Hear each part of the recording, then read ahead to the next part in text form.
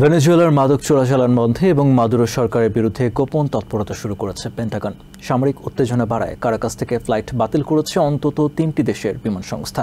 শনিবার পেন্টাগনের কয়েকজন কর্মকর্তার বরাত দিয়ে রয়টার্স জানিয়েছে, ভেনেজুয়েলার সরকারের উপর চাপ বাড়াতে আগামী দিনগুলোতে নতুন করে অভিযান শুরু করতে যাচ্ছে ট্রাম্প প্রশাসন। এই পদক্ষেপের সঠিক সময় বা বিস্তারিত পরিকল্পনার এখনও নিশ্চিত নয়, তবে দুটি সূত্র ইঙ্গিত দিয়েছে প্রথম গোপন অভিযান শুরু হতে পারে।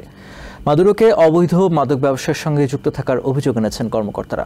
একই সাথে তারা মাদুরোকে ক্ষমতাচ্যুত করার বিকল্পগুলো বিবেচনা করছেন বলে জানা গেছে।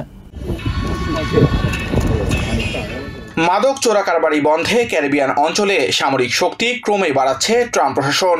এখন পর্যন্ত তারা মাদক বিরোধী অভিযানে মনোযোগ দিলেও এর সামরিক শক্তি প্রয়োজনের তুলনায় অনেক বেশি।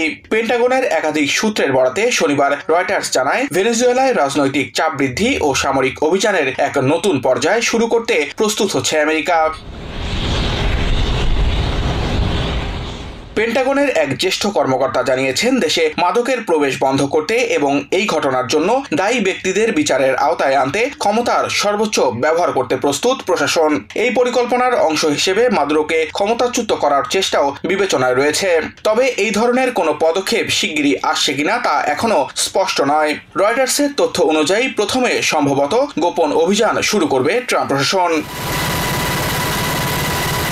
এদিকে শুক্রবার ফেডারেল এভিয়েশন অ্যাডমিনিস্ট্রেশন এফএফএ ভেনেজুয়েলার আকাশসীমাকে সম্ভাব্য ঝুঁকিপূর্ণ হিসেবে সতর্কতা দেওয়ার পর শনিবার ব্রাজিল, কলম্বিয়া ও পর্তুগালের 3টি আন্তর্জাতিক এয়ারলাইন কারাকাস থেকে তাদের ফ্লাইট বাতিল করে।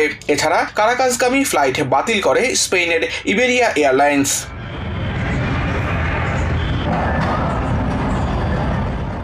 সোমবার ভেনেজুয়েলার কার্টেল ডে লস সোলসকে বিদেশি সন্ত্রাসী সংগঠন হিসেবে মনোনীত করার পরিকল্পনা করছে ট্রাম্প প্রশাসন। তাদের অভিযোগ, মাদুরো সরকার এসব অবৈধ মাদক ব্যবসায় জড়িত। কর্মকর্তারা বলছেন, এই পদক্ষেপে মাদুরোর সম্পদ এবং অবকাঠামোতে আঘাত হানার নতুন বিকল্প তৈরি হবে।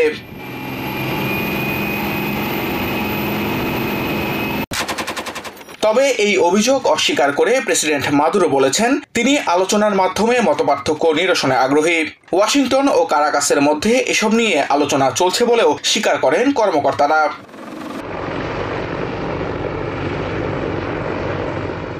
Samiul Bari Shihab, TBN 24 news desk.